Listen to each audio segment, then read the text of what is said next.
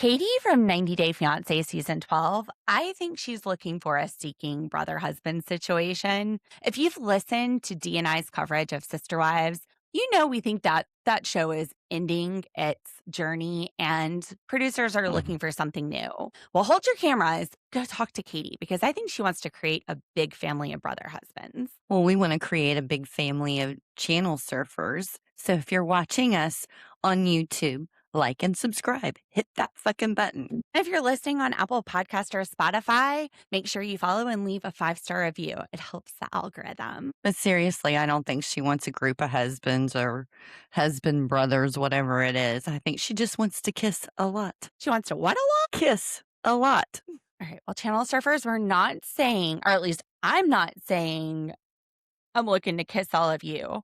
But D, it's up in the air. Always. Especially, I guess, depending on how much she drinks, just like Catie. Exactly. Cheers. 90 Day Fiancé, season 12, episode 7, The Ball and Chain. Let's watch. Remote reality, yeah, that's the key. Unlocking stories wild and free. With the host, side by side. Channel surfers, let's ride. Welcome to Remote Reality. I'm Lauren, your friend and attorney host who loves to overanalyze everything, including our favorite reality TV shows. And I'm Dee, her paralegal and smartass co-host. And it is the Mondayest of Mondays. We are both having senior moments today. Absolutely. Me genuinely. And see, just like that, my brain has paused and I don't even know how to respond to that. I was a hell of a lot closer to senior than you, Missy. We all know that. You're 80 and looking for retirement homes in Florida. Oh my God, I've never been so happy to get back home in all my life. Welcome back, Dee. I'm glad you made it home. It was quite the journey. I was looking up flights. How are we going to fly Dee back? Do I need to take a trip to Florida? You know, I've learned a lot about myself. And even though I've not had a psychologist, diagnose me as anything, I'm pretty sure my brain is fucked up because I do not function well in emergency situations. I just freeze. And then when I do start moving some wheels, I go into panic and meltdown mode. I'm useless. I'm useless in an emergency. That's all I can say. I'm just going to say psychiatrists don't diagnose fucked up brains. They they diagnose neurodivergent ones like mine. But okay. With that, you're sitting there thinking you're fucked up too. Well, it's not the ADHD. It's just me. I'm just... How about layman's terms? Can I use it that way? I'm in deep shit with Dee today too because I told her it's like let's start recording around 12 or 1. About 12:40, she's like, I'm in the studio. I said, give me an extra 15 minutes. That turned into 30. I got distracted playing this game called Droid Tycoon on Fortnite, which I'm not even gonna lie, my controller is spamming the button right now. And anyway, so yeah, we're starting late. And then it was like one thing after the next. It is Monday. I thought we would be done. So I made appointments for myself through work this afternoon. This anxiety about Monday. Whenever somebody reminds me that tomorrow is Monday, does anybody else do that? You just cringe. You're like, shh, don't talk to me. I was in my head in a peaceful place where Mondays don't exist. Well, except for the show. Well, this show is the best part of Monday. Yeah. But I mean, it's an actual thing. Probably not for you. It's an actual thing. I've actually seen where people, as soon as Sunday gets here, they start stressing because they know Monday is the next day. It's me. I'm one of those people. I do that. It's me. I have that problem. Well, speaking of problems, let's dive right into 90 Day Season 12, Episode 7. The Ball and Chain. I mean, that's what I call Dee, my boss. She's always telling me when I have to work. Yes. Somebody's got to keep you on the straight and narrow. Or it'd be Fortnite all day long with remote reality stuff. Well, who's keeping these people on the straight and narrow? Because, girl, I don't know. We might need to get you in there to keep some of these people on the straight and narrow. Well, we need them to not be on the straight and narrow or we wouldn't have anything to talk about. True. So back at the Home Alone house, Marissa and Edward. Marissa is reminding Edward to be himself, but the version of himself that the family would approve of. What the fuck is that supposed to mean? It's like, shouldn't they just approve of him being himself? If you're being yourself and that's what she fell in love with, wouldn't that be what her parents would fall in love with too? I would hope so. Now, I mean, Right? you know, maybe Rob, when he brought me around his family, he might have been like, they don't like cuss words.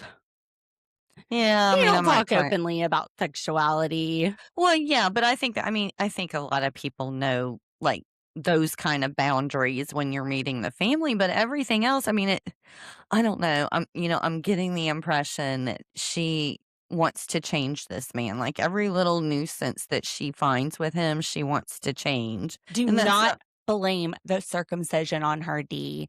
Remember, that was for him. Yeah, okay. All right. But I'm just saying, it's like a third child. So she's basically telling him not to eat Kevin's cheese pizza Mm-hmm. and then tell him he'll barf it up if he wants more. Mm-hmm. Yelp. Not too much ice cream. Ghost. No, in reality, what she's telling him is don't pick my parents up and toss them around. Don't hug them. Don't hug them. So apparently But she's her like, parents, don't pick them up, but don't pick anybody up. yeah, apparently they're not huggers. Or is he just like a scary hugger that like swings people around and she's afraid that he might break them? I mean, it's a possibility.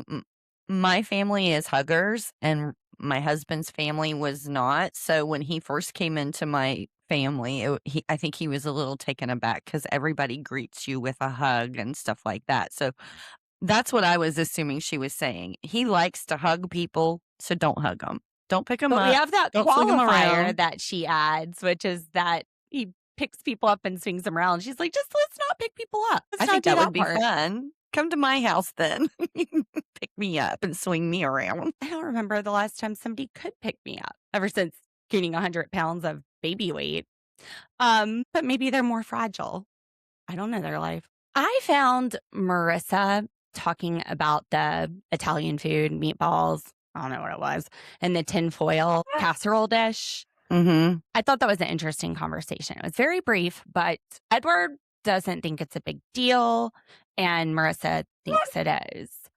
And it just reminds me of like my in-laws. Now, my husband would be like, whatever, tinfoil, it doesn't matter. In fact, like we went over to his sister's one Christmas morning. We still had on our pajamas, pajama pants and everything. It's Christmas morning. You're opening gifts. And his dad came up and was like, that's not appropriate. Apparently, Dad's not been to Walmart before. Well, yeah, true. But maybe they're not worried about money. So they're worried about etiquette. I'm not worried about etiquette. If it's just the family, I don't see what the big deal would be. I mean, we get off the paper plates. But I wonder if her parents are like that or even she's like that. I wonder what it is. Is she trying to impress her parents or not? And for Edward, and I think most of us were like, what's the big deal? I'll eat something out of a paper bag. I don't care. Yeah. I don't care. Give me those McDonald's French fries. Bon appetit. It's my fancy French food. Now, this isn't the first time that Edward has met Marissa's parents. He mentions that he met them in the DR, but they were in vacation mode. The kids were there. This is going to give them a little bit more one-on-one time, at least the way that production is setting this up. So we meet Marissa's parents, Bob and Joanne. My first impression, I like them. I do too. I also thought, wow, her mom is beautiful and she looks the same age as Marissa. You're right. Or maybe even younger. I know, right? I don't know. My mom's boobs are perkier than mine. Stage 3 breast cancer survivor, but she had reconstructive surgery and hers don't sag down to her waistline.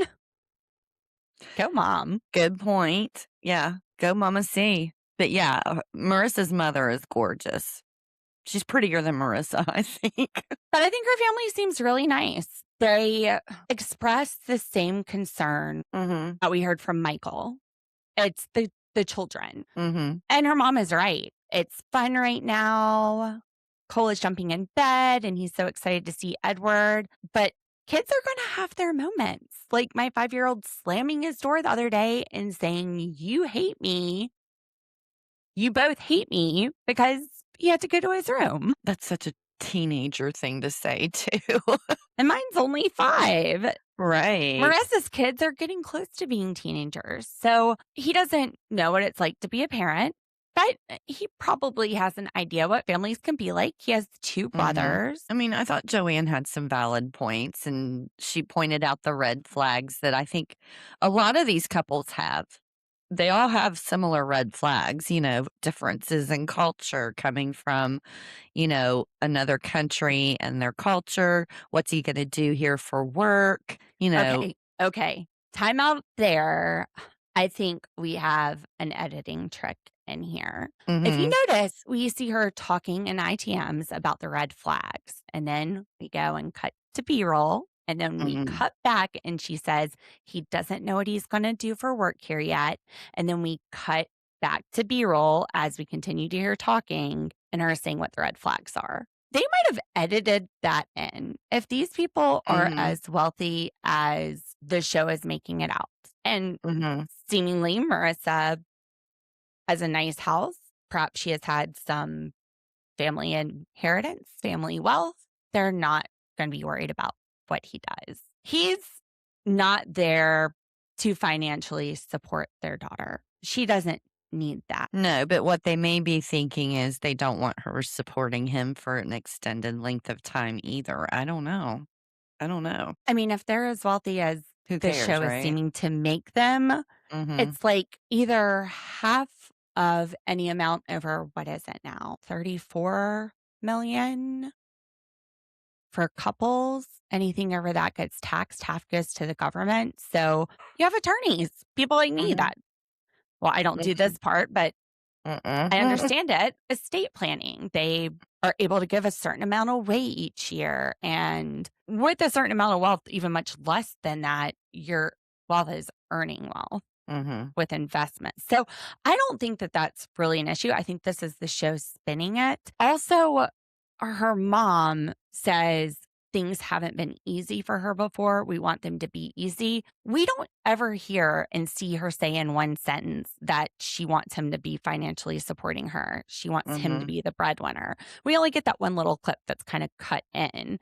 But production is almost editing it to show or suggest that Joanne sees red flags that may not necessarily be the case. Well, wants Edward to financially support Marissa because she hasn't always been supported. Her husband didn't make as much money. They've already told us that. So I think that's part of the storyline, but we're not seeing it all come out of their mouth at once without these clips going between. And I think just from a logical standpoint, if they're as wealthy as the show is saying they are, this is not a concern for them. They're just like, woo, one more person for us to give away wealth to so the government doesn't get it. Genuinely, what would be the concern is he going to stick around when the kids get difficult? Because kids can be difficult. All of them.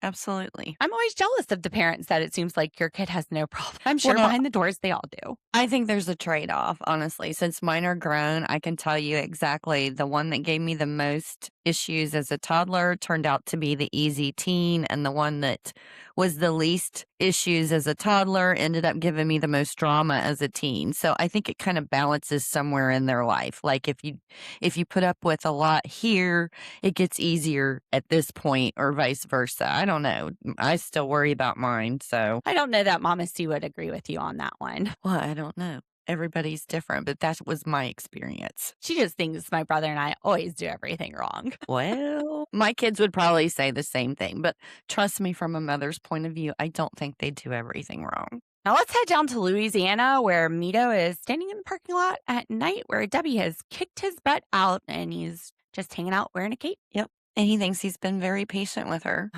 So I guess patience to Edward is giving the silent treatment and not saying anything. That's patience. Mido drives me crazy. Like, he is the one that I have the most problem with on this show. He is just such like he is so set in his ways. I don't know why he came here.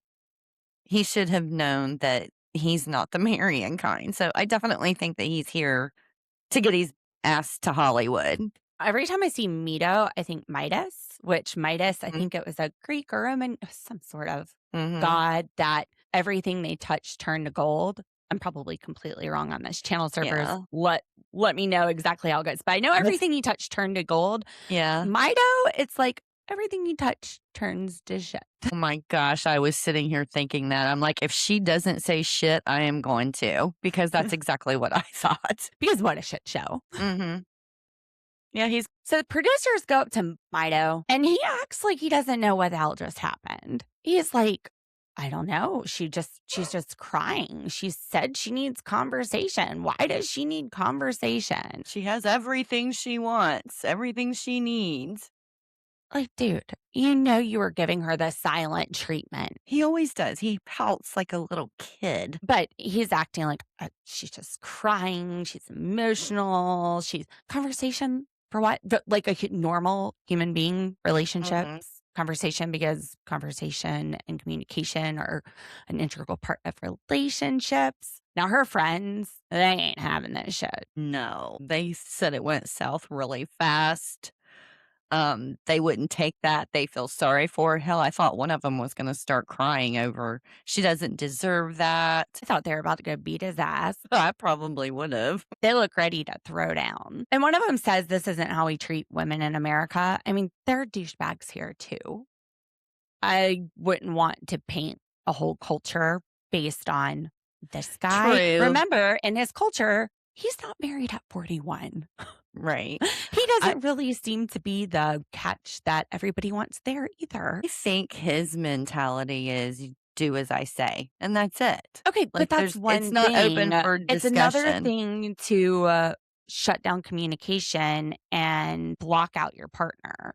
Like, you could expect, presumably, them to be obedient, you to be the leader, but you don't have to be a dick about it. No, I wasn't even comparing it culturally. I'm just saying him in particular. He wants to say what he says, Right. no argument, no talking back, no disagreement, no nothing. And that's not a relationship here is not going to work that way. For some people, it does. Well, I don't have any girlfriends that would work with. Do you? Well, there is the sub and dom relationships where the sub, and of course it's like mutually consented to, but Right. the sub is controlled by the dom. So Well, yeah, I can see where you're saying with a I'm just situation saying, like let's that. not Yeah. paint the culture he comes from in a Muslim country with a broad paintbrush, because we have assholes here too. Yeah. Well, I just think he is an asshole. It has nothing to do with culture. I just think that he has his mind set in a certain way. But that's what her friend said. Yeah, I know. That's what her friend said. That's why I was saying, aside from what the deep, friend focus. said. We are not telling you to focus. We're Yeah, responding to what they said on the show. Right. I was saying, I don't care what she's saying. I think his mentality is this. Him, not culture. Anyway, moving right along. Right? Look at the apartment. Debbie is sitting in her room and production is in there, and we see Mido coming back. So we're going to get both of their sides with production. Yeah, and Debbie said, and I get what she's saying.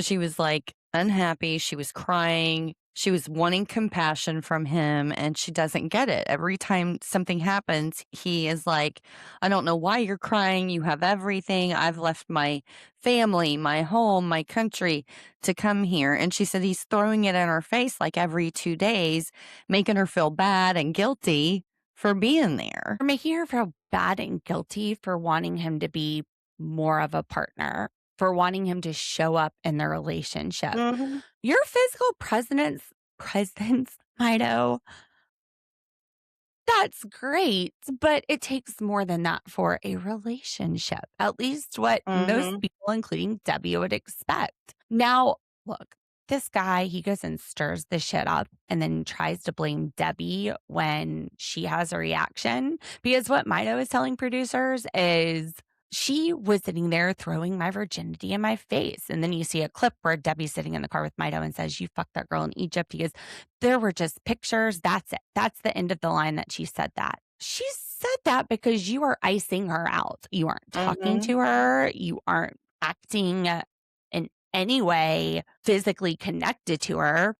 good point, Debbie. You can put your arm around some girl in Egypt, but like you can't even act friendly with me. But no, let's turn it around and make Debbie the bad guy and Mido. Like, how dare she say that? Like, how dare you emotionally abuse her and He's just expect cold. her not to say anything? She'll never get through to him. He'll never understand what she's saying. Everything he touches turns to ice. Or shit, like you said. Freezing her out. Now, Mido can't get a hotel room tonight, and he can't find a flight tonight. So I guess he's just going to crash on her couch. He doesn't mind doing that. But he's done. He's going home. You're in New Orleans. You can't find a hotel at night? Yeah. And you can't find a flight. I mean, I get like a last minute flight. It sounds like, oh shit, Debbie's calling my bluff. I threatened again to leave to try to get her to change because that's how I communicate. I'm going to act like a little toddler and throw a fit until I get my way and threaten her with what is probably the worst thing in the world, me leaving until she does it to let her know how serious I am. But he didn't expect Debbie to get serious. Mido didn't expect Debbie to say, pack your bag. And don't let your ass get hit by the door on the way out. He could just do it twofer. Schedule the flight and then go sleep at the airport until his plane comes. Debbie, just start throwing his shit in a trash bag and throw it out in the hallway. Yep. Hashtag life tip. So now he's backpedaling. Well, I can't find a place to stay in New Orleans in the middle of the night. I can't find a flight. Yeah, whatever, Mido. I can't believe that Debbie's even letting him stay the night tonight. Go call the YMCA. Yeah, I Isn't can't that where either. they used to have like guys could stay there? Yeah, I hope the next episode we're not going to see her working things out with him. She needs to let him go. Well, according to book the Mido, flight it's for him.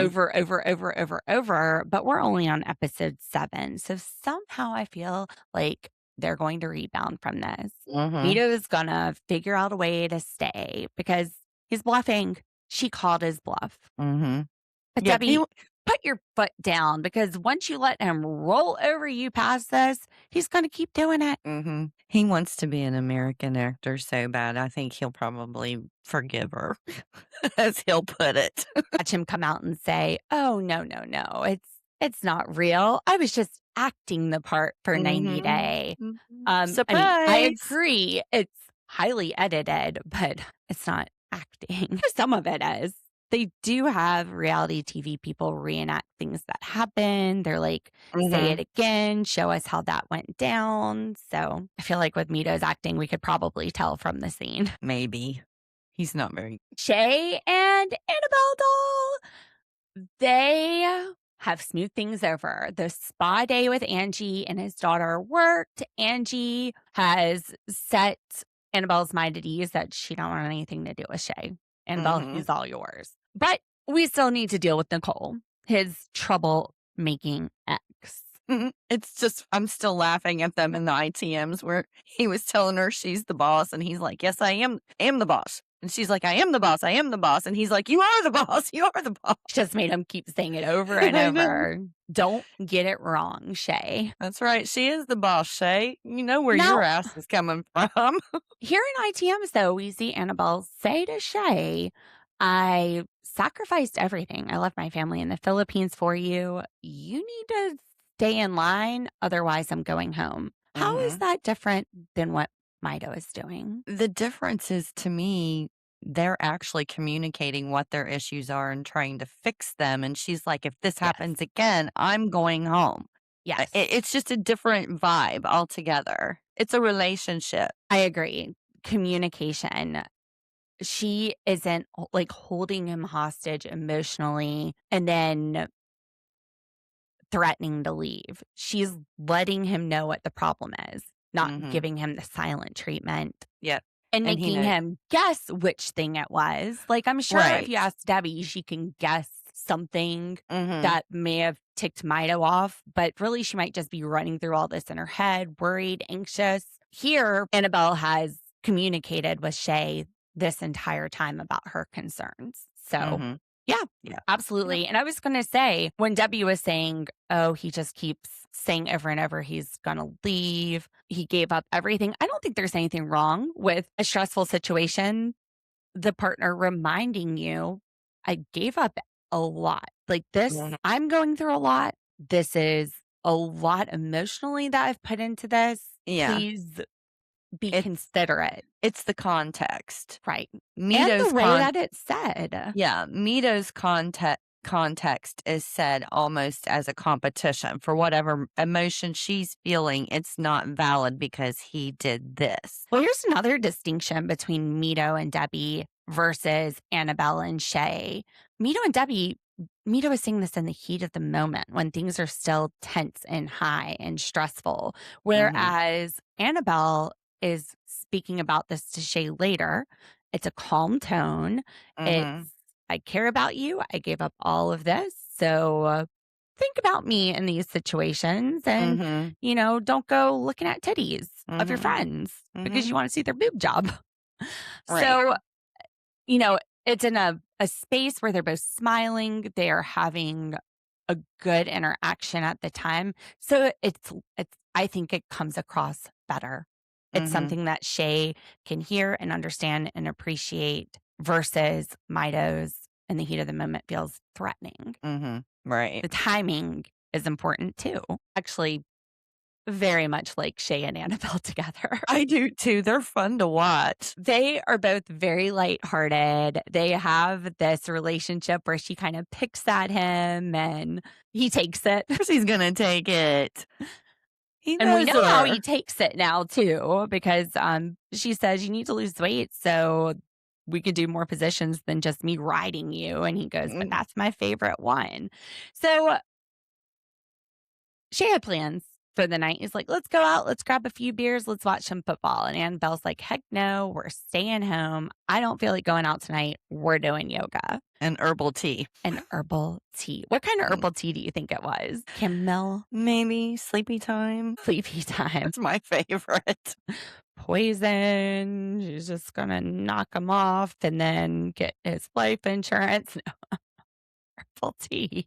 Is that what we're calling it now? Bury him under an indigenous plant. Right, Dee? That's right. Being allowed to dig them up. So this might be for the show, just to show a storyline.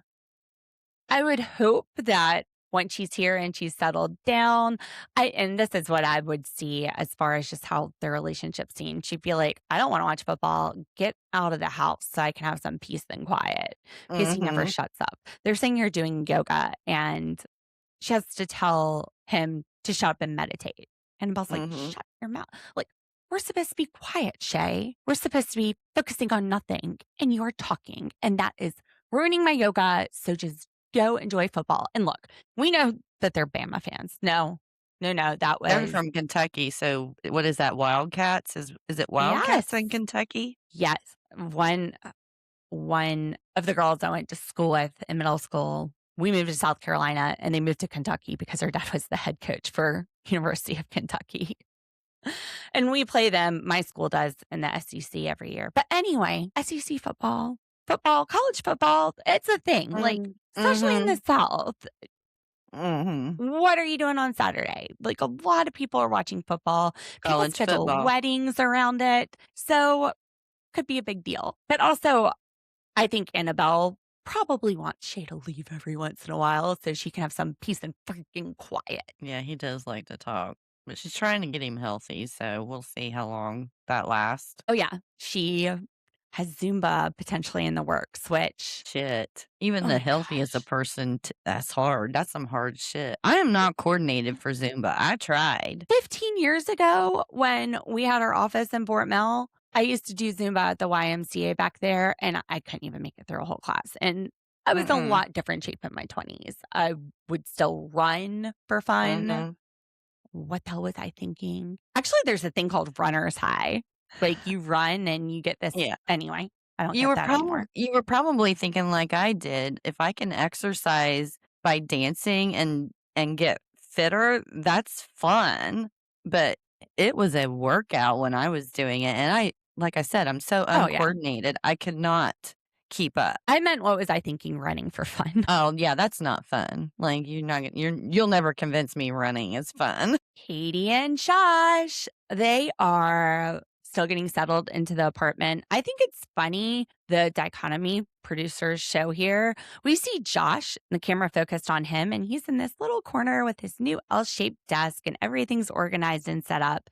And then we cut to Catie having this conversation with Josh. She looks like she's still in her storage unit, just surrounded by a bunch of crap she is sorting through and likely sitting on the floor. Yeah. It's just a bigger example of their differences. I was going to say something like that, but having a senior moment. Well, I was too. So I just you started it, I finished it, hoping it was the right thing to say.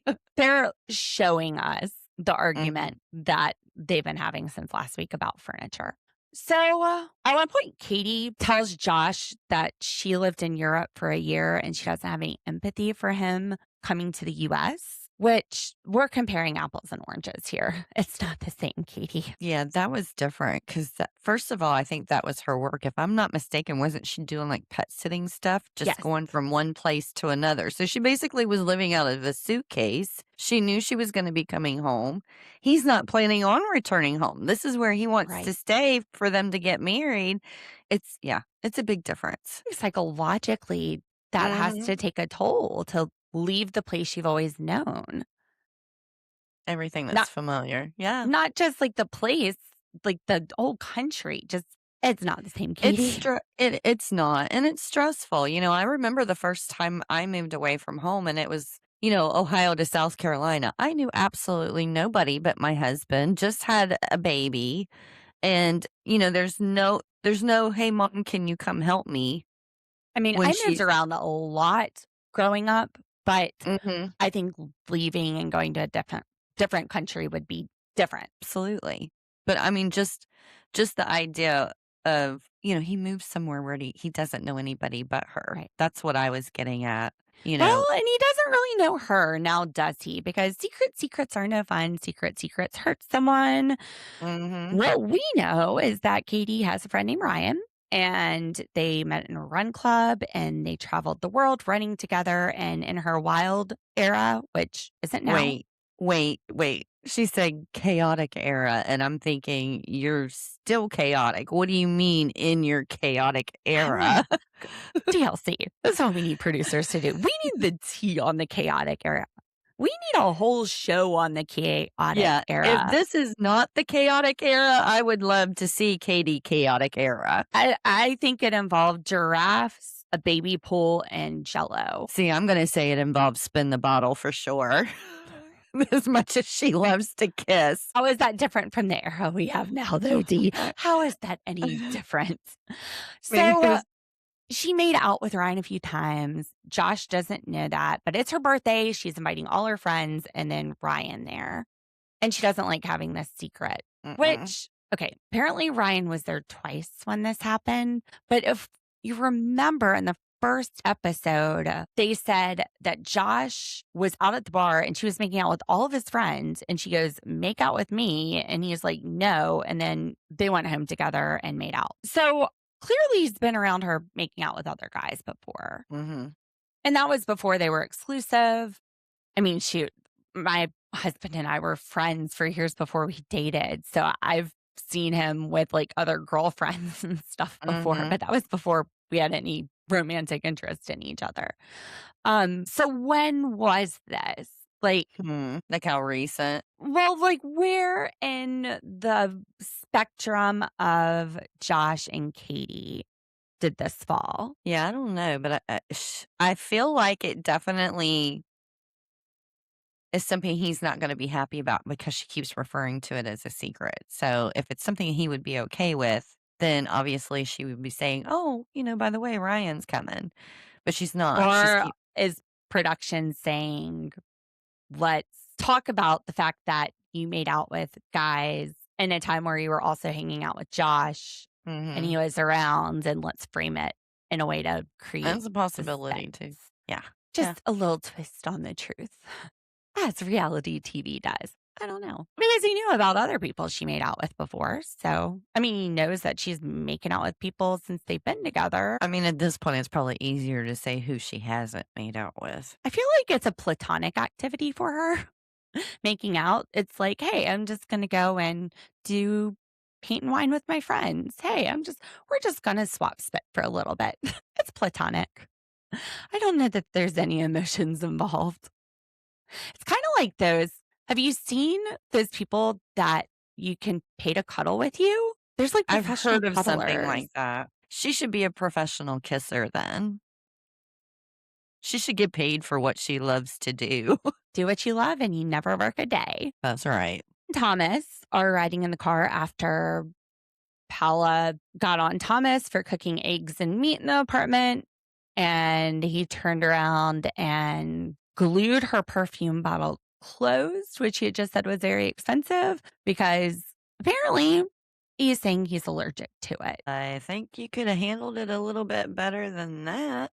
I mean, I have allergies bad to a lot of things, and there are some like perfumes or colognes, usually in the musk field, that will stop me up pretty fast. But that's my problem. I don't make it like the people around me's problem. Now, in a relationship like this, I probably would have said, look, that's one of them that kind of irritates me. If you have some other ones that you could wear, but I would never act like that. I would never act like that. Good point. She doesn't believe that Tyler is allergic. Paula thinks that he's just making this up, that he's throwing a fit, I guess, because she complained about the smell of his meat. So he's going to complain about the smell of her perfume. What he's describing, though, sounds like her allergic reaction. It does, but here's something else I think a lot of women are like me. Some are not, but I know you're not. When I find a scent that I like, I'll have it for years. So it's hard for me to believe like he's never been around that particular scent with her unless because we all have our favorites, we kind of wear on a regular basis. There's a few people that I know that will mix it up. But most of my female friends, like they've been using the same perfume since their 20s or 30s or something. Well, I do have a variety, but You do. also they've lived in 2 different countries up until 2 days ago when she moved Right, here. but they have been around. I mean, they would go back and forth and stuff. I would think at some point he would have come in contact with that particular perfume. It depends. I don't wear my perfume every day. I don't usually take it on vacation. So, well, I do. My expensive perfume is for special occasions and vacations and things like that because I love the way and it what smells. is that? It's Dolce and Gabbana's light blue, I think is what it's called. Something blue. I love the way that smells, but I can't afford to buy it anymore. So, it's like the special bottle that gets put up. And then I have, I like the tropical smell. So if it smells like the beach, I'm going to wear it like Bath and Body Works or Victoria's Secrets or something like that. I guess my most expensive bottle is fresh. It's fresh sugared lychee. But I have this knockoff perfume called Diamond that I got called a Chaka. It's made after this like $1,300,000 perfume. I was like, I just want to know what it smells like. It smells so good. Every time I wear it, I get compliments. Yeah. But here's the thing. As much as I love that perfume, if my spouse or fiance was allergic to it, instead of like fighting about it, I would just not wear the perfume. It wouldn't even be a comment. I'd be like, okay, whatever. I would totally be considerate of that if my partner or spouse was allergic to it or had issues with it.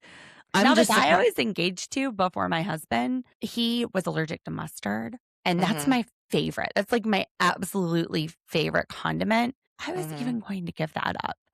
But fortunately, that didn't work out. And my husband's favorite condiment is also mustard. So, well, in my frame of mind, my frame of mind nowadays, I think I'd give the guy up before any of my foods that I liked or condiments. I'd be just like, bye. What about your perfume? Yeah, I mean, I could give up I'm not in love with my perfume. The thing for me with perfumes, even though I work from home and I don't put it on every day, but sometimes I will go put it on because the smell usually helps relieve stress for me. So it's like a trigger thing for me. I get that too with my perfume. It puts you in a different state. Yeah. Now, she mentions that Tyler has treated her bad in the past. But is Paula just talking about the perfume, or is this something we're going to learn about more in the storyline? It's possible that we learn about it more in the storyline because, I mean, it's really hard to tell with her. She says he's sensitive. I think she's kind of sensitive. Like she makes a big deal out of things that, okay, he didn't open the door. I get it, but she felt that very offended. That was ungentlemanly that he didn't open the car door for her.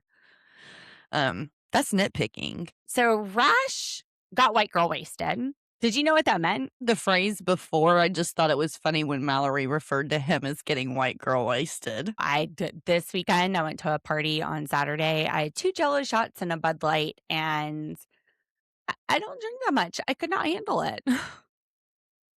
I've also been counting my calories, so I probably didn't have much food on my stomach. But anyway, it was a fun night. And the next day, I didn't wake up with 3 bitches in my bed, the dogs.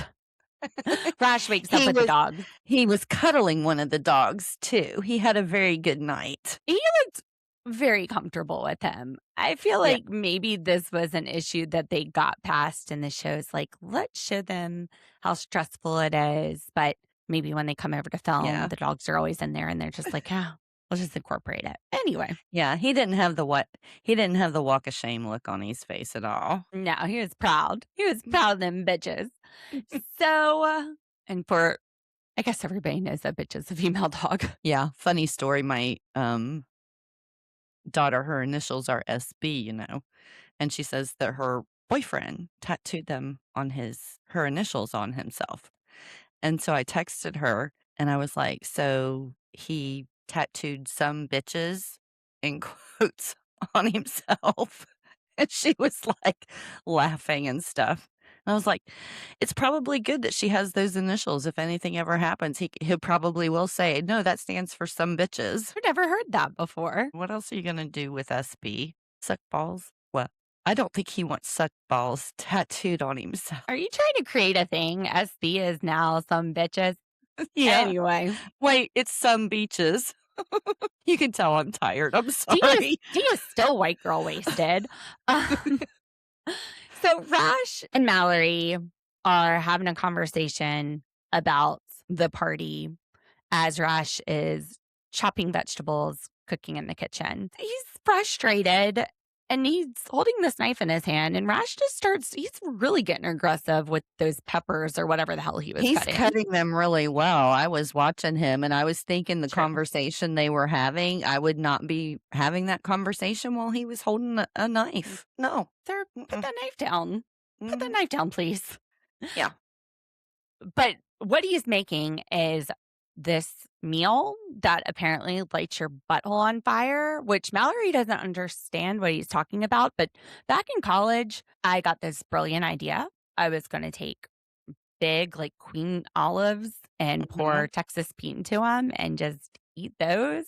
So good. Probably had half a bottle of Texas Pete. And the next time I felt moved, there was a burning ring of fire. But it felt good. It was like tingly. It'd actually be great if you have a cold bidet. Then yes. So you're in for a nice experience. She's about to find out what it means. Although she says she doesn't like hot food, but I'm sure it is delicious. Now I wonder what is cut out of all of these hours of film, because Rash says that Brandon was being cold toward him. And I know in the episode before last, when Brandon approached Rash to take a shot of Jim Beam, it felt cold. It felt like he was almost testing his manhood. And it's a possibility. I found it more neutral. Like I couldn't really gauge it one way or another. I mean, to me, there's a way to do it. If you're being friendly, and this is your friend's fiance who just came here from another country, and you're like, hey, man, yeah, try this American whiskey. Come on, man. All the guys do it, like in a friendly way versus walking up, not saying anything, being like, it's American whiskey. Take this. I don't know. Just the way he approached him, Brandon approached Rash, I got that vibe from 2 episodes ago. So now I'm wondering, was there a lot of coldness in this, plus the alcohol built up in Rash to where finally he's like, I'm going to confront this man? Mm-hmm. Well, like I said, Was he complaining about the truck before Rash jumped all over him? Like, yeah, I I think wonder what the real order was. Yeah, I feel like things are out of order. I feel like we're missing something. And my thought is potentially that like Brandon and Mallory at some point will be having a conversation and there'll be like clips or something played that we didn't get to see that kind of fills in the gaps for us. I don't know. But I definitely feel like something's missing. They don't have to fill in the gaps. They're editors. They are just twisting the story the way they want to twist it. But the way that it's being twisted, since that's all we know, Rash needs to let it go because Brandon is either her best friend's brother or her best friend's husband's brother. If it's her husband's brother, if it's her best friend, and you're still going to see your best friend, like spending holidays with them, which I do. I spend holidays with my friends. Right. You're going to run into each other. So, but it doesn't mean that Mallory can't have boundaries if Brandon really is being cold to Rash and just be like, I'm not going to associate with you because this is how you treat my husband. But also, I don't think Mallory is like weak and going to roll over and let Brandon treat her man in a bad way. I feel like if he was, she would be telling Brandon that to his face. So I'm thinking that Rash, because she's sitting there telling him, you need to like clear this shit up. I'm thinking that he said these things to Brandon at the party. Don't talk to my woman. You need to listen to me. And then that's when Brandon got cold. Because Brandon also did seem very friendly when he answered the door to announce the party. I think you're right. I think Mallory is someone who has probably zero, if very little filter. And oh, yeah, girl. Yeah, I have a feeling that both of them know exactly what kind of person that she is. And I don't think Raj is going to get too far with trying to tell her what to do, period. And I think he already knew that, or it's obvious to me just watching a few episodes that she's like that. So I can't believe that they've dated as long as they have, and he hasn't figured that out about her personality. So he's figured it out. Look who got their way with the dogs in bed. That's exactly right. I thought it was he rolled funny right over. Good boy, Rash. Give him a good pat on the belly. Well, I just thought it was really cute when she said, you know, look, I'm all for pretending to let him think he's the man of the house, but he's not going to tell me this or that. I was just like, that's so funny. That's right. You always let them think they're in charge, even when you know you are. I need to be better at that. Asia, her mom, and Maxwell are leaving the airport to go to a rented apartment where they are going to be spending the week with Maxwell's family. His parents are so beautiful. I know. I was thinking the same thing. They're gorgeous. Just elegant. The dress that his mother was wearing, that green dress with the gold belt, loved it. So Maxwell's dad has prepared, it almost looks like a nut. Some kind of spicy nut. That is a blessing, but it's also medicinal. I wonder what kind of medicinal effects it has. Yeah, I wonder too. I mean, I would try it. I like spicy nuts. You would. But they'll burn her asshole. As they're walking into this apartment, like Maxwell, he's so tall. He's very tall. He's very attractive. I can see why she's bending over backwards to get married to him. Twist myself into a pretzel. What do you think of their dynamic now that you're seeing them together, Maxwell and Asia? He seems to be very infatuated with her. He definitely thinks she's beautiful. They seem to have a good chemistry. They really do. And she seems to get along well with his family. She says, you know, you always put your best foot forward. We'll have to see how things play out in the long run, which is true. Very wise of Asia to say that. Yeah, I think little sister might give her a run for some time. Money. I don't think the sister's too happy about him marrying someone and going to America. She don't want to lose her brother. No. I mean, I can imagine that would be super hard. Yeah. Well, and Asia is anticipating some kind of grilling, you know, somebody asking a bunch of questions. And I'm wondering if that was the sister, because I didn't quite understand if it was the mom or the sister when she was talking about it. But yeah, Maxwell I mean, when you see them together, when you see Maxwell and Asia interacting, you can feel the chemistry. Mm-hmm. Like Customs, take a look at that. And if it's acting, then sign Maxwell up to be an actor in the US because that's some damn good acting. That's what good acting would look like if it was acting. This isn't acting. These two are head over heels. Also, what did you think about them not staying in the same room? Maxwell, he was like, I was kidding with my parents. I'm going to stay in your room. And it sounds like he thinks he's going to sneak off and stay in her room. But Asia She's is not like, having no, that. we're not married. Nope. They're right. I can't believe she hasn't kicked the tires. So maybe it's just for the parents' sake to look respectful for them. Religion. But and her, you can stay together and not have sex. Well, yeah, but would It you? could be a respect thing. Well, yeah. Could you stay in that room with that man and not, if you were her? That would be hard. That would be a huge temptation. My husband and I, we were 40 and 34 when we got married. And we'd been together 5 or 6 years. So like we're in our 30s and our parents had the same rules. Like we did not stay in the same room. Even though we like lived together, we would go back to my parents' house. They're like not under our roof. Mm-hmm. Same with his parents. I remember we went to Costa Rica and they had 2 different rooms for us side by side. Now, did he sneak off and come sleep in the same bed as me? Yes. Just walked around the back door and did it. Does he sleep in the same bed as me now? No. Old married couple. Old married couples. Plus I snore and listen to podcasts and I probably would kick the crap out of them. Anyway, but it's definitely interesting. Even then I'm like, here I am in my 30s. Mm-hmm. And my parents are like, no. I never had that issue. We were actually married by the time we ever stayed in either one of our parents' houses for visits. What about your grown stuff. kids? I have allowed it with my grown kids. Yeah. When they reached a certain age, I'm just like, Definitely different parents have different rules. Like the guys I dated, it's different for everybody. So true. Back at Debbie's house in New Orleans, Mido is sitting in his fluffy white robe on the bed with his legs crossed, just chilling, looking at his phone. And Debbie's getting the fuck out of the house to go talk to her friend who witnessed the total meltdown of Mido the night before. Now, she don't know if this man has booked a ticket out of there. I would get on Expedia.com and start booking, ma'am. I would book it for him. I would book it for him.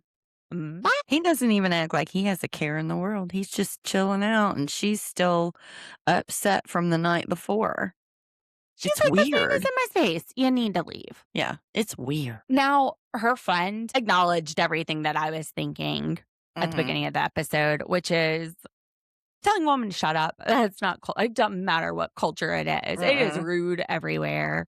The way that he was sitting there completely icing you out, but paying attention to everything else, that was wrong. That was emotionally abusive. Like, I'm getting a weird vibe from this guy, and I don't think there's any way to come back from it, which is exactly what I said. If you sit there and tell him to get out, he needs to get out. Look, he hadn't treated you right yet. It's not going to happen. And I thought it was interesting because Debbie's friend asks her about how he treats her when she's alone with Mido. How does Mido treat Debbie behind closed doors when this is what we see out in the open? It's a very good point to make. If they are not afraid to act like that in public in front of other people, how bad is it when nobody's watching? It's got to be atrocious. And what Debbie says is she qualifies it at first. We have a lot of good days, or we have not even a lot. We have some good days, which why are you signing up for this?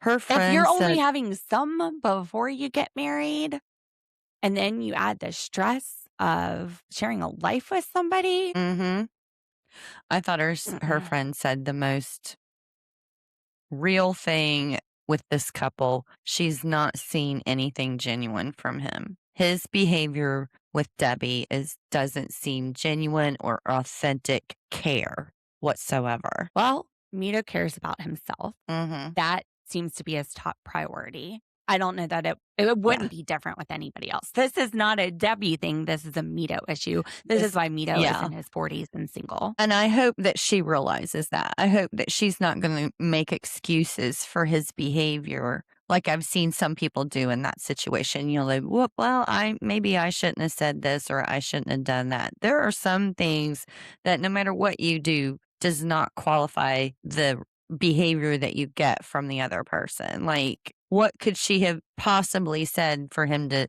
be like, shut up, woman? You know? Nothing. So I hope she doesn't make excuses for it. Debbie says, like, there would be a way back, though. An apology. Debbie, even That if man's not Mido apologizing. apologizes and truly means it, you see who he is. He is the kind of person that if you get an apology, it's going to be followed by a but you will be followed in the apology. It's going to twist everything around on Debbie. Mm-hmm. You know why we see him at the beginning of this clip sitting in bed with his feet kicked up in that comfy robe, not looking worried at all? Because he thinks that he has the control here. He thinks that he can sit here, say this, scare her, make her realize what she's missing, and he isn't worried that she's going to actually kick him out, which is exactly what Debbie's friend is saying. You can't come back from this because this guy already thinks he can walk all over you. And if you let him apologize and come back, then you're letting him walk all over you. Enough is enough. Yep. If you only have some good days, this isn't even the first time. He's been walking all over you this whole time. Yeah. Like, and people say you teach someone how to treat you, which, yeah, but that doesn't mean that you're going to be in a relationship with them. Like if you are with somebody and they treat you a certain way and you don't accept that and you don't stand up for that and you cut them out, like you're teaching them you don't treat me that way, but that also means that you're not going to have a relationship with them because that's who they are. That's how they treat people. This is how Mido treats people. This is why Mido is single. Yep. I hope that she just goes back and hands him a damn ticket home. That's what she needs to do. Hand him a ticket, put his ass on a plane, and say bye-bye. Put his ass on the street and let him figure out his own way home. I say that, but then she has signed something saying that she is financially responsible for him. Anyway, screw that man. I hope she says it, but I'm not optimistic since we're only in episode 7. Yeah, me too. Catie has sat Josh down to tell him that she invited Ryan to her party, and we get more of the history. So she was with Josh, it seems, when Ryan made out with her. They were in Europe doing the run, and she got really drunk, and I guess she made out with him right in front of Josh. And then they were continuing to travel for 2 weeks, and he expected every text to be another admission that she got drunk and screwed up. I thought this was interesting. He said, I'm choosing to trust her, and that nothing else happened. Disclosing things, although I guess what wasn't disclosed until kind of the last minute is that she invited Ryan to her birthday party, which now I'm Team Josh here. This isn't somebody from the past. This is somebody that was in your relationship. Like he was making out with her while you were with her. Right. I think that Josh is just about at his limit, because I honestly feel like she's taking advantage of his feelings and his willingness to make this work. I don't feel she's giving him the same effort. Here is my perspective on Catie. Kissing is a platonic activity. She has done it with all of her friends. I don't think that she has romantic feelings even necessarily or attraction. She's just drunk and wants to make out. So first of all, it's got to be hard when you've made out with all your friends. Like, does he expect her to give all of her friends up? I think she's seeing it as it's not a big deal either because this isn't romantic. But girl, you got to have some boundaries. Josh is telling you right now he don't want to be no brother husband. Look, even if she doesn't think it's a big deal, he does. That's all that matters. If she wants to be in a relationship with him, then that's something she needs to fix. And she has to want to fix it, and she has to want to change. And it seems like besides the OCD, the connection Josh is making is the copious consumption of alcohol. Mhm. This is what he sees leading her into the temptation to stick her tongue in everybody's throat. But you know what? Which I get it. But Yeah, but I'm starting to wonder how much, is she drinking so that she can kiss and blame it on the alcohol? Or is the addiction the need to make out with people?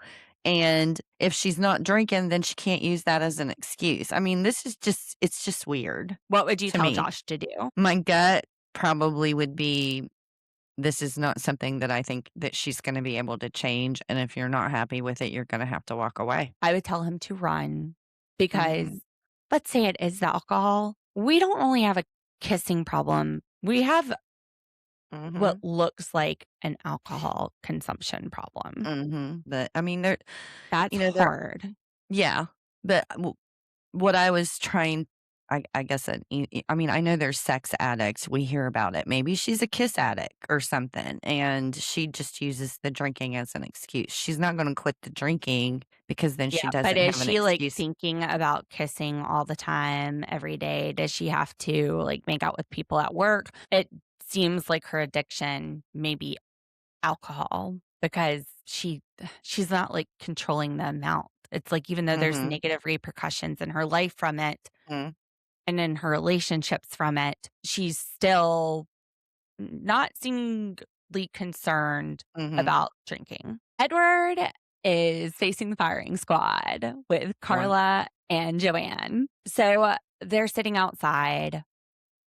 Marissa is there as well. And Joanne starts with, I don't have a reason not to like you. I do like what I know about you so far, but time will tell, which Mhm. true, Mhm. true. Like she's even questioning how well they know each other since Marissa and Edward have only been together in the tropics. So I thought this was interesting. She says, my daughter is beautiful and smart. I trust her judgment, but what do you like about her? Yeah, I thought what he said made a lot of sense, that he had been in relationships, and through those relationships, he knew what he was looking for, respect, loyalty, someone who doesn't lie, etc. All good things. And that when got to her, he found those things all in her. And it's the only person he's ever had that with. I Mm-hmm. was like, good answer. Not A good enough for wonderful answer. Marissa. But Marissa's response in the ITM, I was like, what the fuck? She thought that him saying that the loyalty part and respect part was too macho and he should have taken it back a notch. What? I mean, I'm not the most feminine woman, but I want those things in a relationship. Doesn't everybody? I'm confused right now. I don't find that macho that anybody would say that. I thought that's what relationships were built on: respect, loyalty, people that don't lie. I mean, what? You can have a good heart, but if you are a liar and Mhm. you're not respecting your partner, maybe that good heart is shown to other people. Maybe you help the homeless every week. Maybe you walk homeless dogs. I don't know. Maybe you do good things. I don't know. I just thought it was a very unusual thing to say. Is it the edit? Is this TLC messing with us? So, no conversations about money. I thought the family seemed to like him. Mm-hmm. And the mom, everything she said made sense. Like, my daughter's strong, things work out, they'll be fine, Mm-hmm. things don't work out. I know she'll be able to bounce back. She doesn't want her daughter to get hurt again. She's seen her daughter go through a divorce. So I Mm-hmm. can understand being apprehensive to just like jump in and trust at first with Right. Edward. But also knowing the reality that they haven't lived together and spent day-to-day life together. What she does say is that, some people will come over here to America just to get into America because it's a great country. And Edward says, well, I was fine where I was. Like, shoot, some days don't you just kind of want to go to the Caribbean and retire? Like, there's definitely something to be said about simpler life where Mm-hmm. people aren't working all the time, where they have holiday and I'll just take a hut on the beach and I'd be happy. they're great things about other places too. And Edward's confident in who he is and where he came from. So he's like, okay, but yeah, that I'm coming here because of her. Mm-hmm. I mean, really, would you rather be in the DR or where are they? Connecticut? No, Yeah. no offense to Connecticut, but I like warm. I like beaches. I Mhm. know Connecticut has beaches, but I like I don't warm. I like warm I don't think they're unless very it's in my house. warm. Yeah. I take the DR. Let's just throw that out there. But then later on, she's like, "Oh, you guys were living this idyllic life in the tropics, and now you're in this shitty place called America." Okay, which is it? Pick a lane. I mean, I know that the way people live isn't the same as living on a resort, Mm-hmm. It's a but shame. shoot, with all Marissa's money, let's They sell your house could. here. They Go live, could. go live in the resort. I don't know. Edward seems very smart. Mm-hmm. I feel like he just is very put together. He's a well spoken. He could run a business, own a Yeah. business. Like You know, he has a lot of character. look, we watched him have conversations with her ex. We watched the conversations now with her family. Mhm. He does not shake easily. He doesn't get Mm-mm. rattled easily. He's a pretty calm, confident person. Yeah. Like, ma'am, can't you see why your daughter likes him? Because Mhm. we all love him. We love you, If Edward. not, You're you're an great. idiot. We actually even really liked her ex, Michael. Like, good job picking him out too. I He want was I want funny. him I want his number.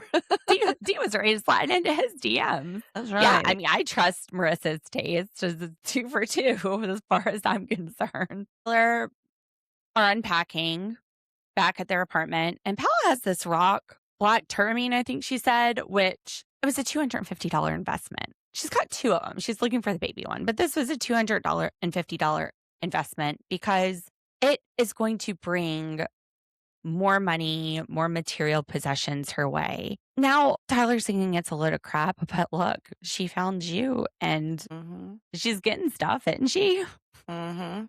Maybe it worked. Yeah. I mean, that stuff's very important to her. She's all about manifestation. She's all Mhm. about cleansing energy and things like that. He knew that about her. I'm sure he had to realize that she had rocks that may have cost $250. Well, I hope he knows that if he throws the rock away like he did her perfume, he's going to be losing an eye or a tooth, or maybe just become a dismembered body. I can't Like, say how mad she would get. I don't know what it is manifested when you throw the rock away. they're Probably pure evil. like they seem to be really butting heads on just about every subject. Well, finances, it's a big thing in relationships, and they are not Mhm. on the same page. He is a saver, she is a spender. Now, she said, while you're alive, like you can't take the money with you to the grave, so spend it. First of all, okay, if you're spending money out of your bank account, okay. But if you're starting to charge it on a credit card, oh my Mhm. God, I'm putting on my bankruptcy attorney hat here. Look, there's people, most people, the vast majority of people that we see that have debt problems, it's not because they were buying $250 rocks. It's because they needed food, they needed medical expenses, they had a lapse in income, they had an illness, and they had every intent to pay this money back, and they didn't understand the real cost of interest and Mhm. how insane that is and how hard it is to pay it back. And that milk that they bought, they would essentially pay for 10 gallons of 1 gallon milk because of interest. They don't realize that until they're struggling and they've paid the loan back and more and they're still stuck in debt. That $250 rock on a credit card that they can't pay back, that Tyler doesn't pay off at the end of the month, that's Mhm. gonna be like a $10,000 rock. Mhm.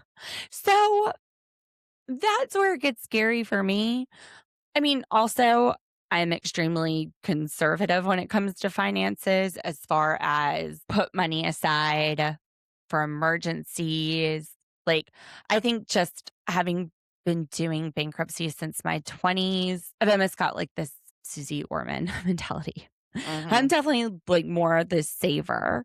That's going to be a tough one for them. Yeah, I think it's going to be a big problem. There seems to be a lot of little problems adding up to big problems. I mean, I understand Tyler's thinking because when Paula was saying we need to get a dresser, my first thought was there's a shelf on top of that closet. Just get a container. And then whoop, Mhm. he pulls out a container.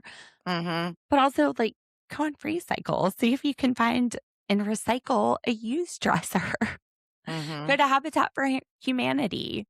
It's one of my There's a favorite lot to be said, places. too, with buying used just from an environmental purpose. Mm-hmm. You're reusing something that is usable. So, maybe you meet in the middle. You don't spend the money on the dresser, but she still gets one, and you use your creativity and paint it up real nice. Yeah, they're not showing themselves, either one of them, honestly, to be too big on meeting in the middle. Look, this dresser doesn't have to be manifested out of a crate and barrel. It can be manifested off the side of the street with some paint. Apparently, it's going to be manifested out of that damn rock. Ashia and Maxwell are having dinner with his family, and Ashia does say that it was Blaze, his sister, that she's most worried about because apparently back in 2009, she stalked her entire Facebook page and then told Maxwell, and she's like, that's kind of weird, isn't it? I mean, maybe that alone, no, but I have a feeling that sister, she says that the man is in charge of the house, but I'm seeing Blaze putting on the pants here and trying to be in charge of Maxwell, honestly. She's definitely trying to speak for him. Yeah, Maxwell isn't really speaking for himself at all from what we see. If the man is the man of the house, his mom, his dad, and his sister are the ones letting Asia know that, 2 kids isn't enough. And Asia's like, well, in America, it's plenty. It's expensive you have what to you have want kids and in what you America. can afford. And they're like, this is not acceptable. It's not Maxwell saying that. No, The man of the and house Mama is is not not happy. Yeah, his fact- mother is not happy. The look on her face says it all during this conversation. Ma'am, your future daughter-in-law is 38. I had my first kid and only kid at 37. It's a lot.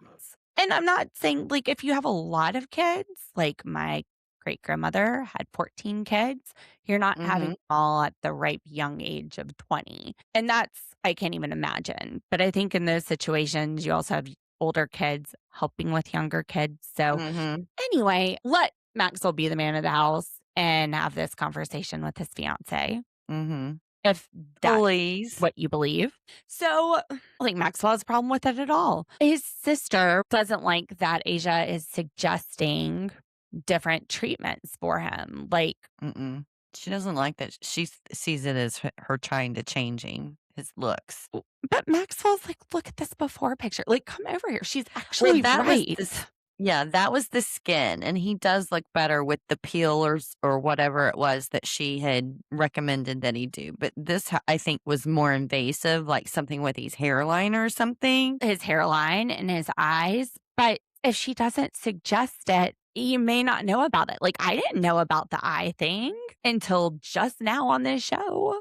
Because of Asia's suggestion, now I know about the eye thing. What was the eye thing exactly? I can't remember. There was jello on the whites of the eyes from like being out in the sun, and like your eyes grow that over and to take it off. So I didn't even know that was a thing. I didn't know that was a thing either. But not for Asia's suggestion. So I don't see a problem. Suggest it. If he wants to do it, he'll do it. And it seems that he does. He wants to roll over and do what Asia says, and they're fine with that. Seeing this, like, that's his culture, but I think he kind of likes this. I think he likes having Asia, who's a dominant woman. Like, look, Asia's not being told what to do. She's like me. That's obvious. She is going to do it her way, and you're probably going to do it her way as well. So Maxwell knows it's been since 2009. He knows what he's getting into. Exactly. I'm not worried about these two. I even wonder if the families are just talking about maybe concerns they had at the start, which now they're like, oh, okay, like my son's actually happy. Yeah, good possibility. All I know is looking at all that food at their dinner has made me hungry. Now, it was really funny because the dad says, don't chew the food. Just roll it up and swallow it. And then Asia's mom is complaining about it being chewy. I'm like, you wouldn't know that if you swallowed it. If you just swallowed it and didn't chew, it wouldn't matter. Then they asked her if she liked Nigerian food, and she was like, no, I don't. Matter of fact, I love her. I do too. So it's a big party day for Catie, and Catie and Josh are talking in ITMs in the car on the way there about this whole situation.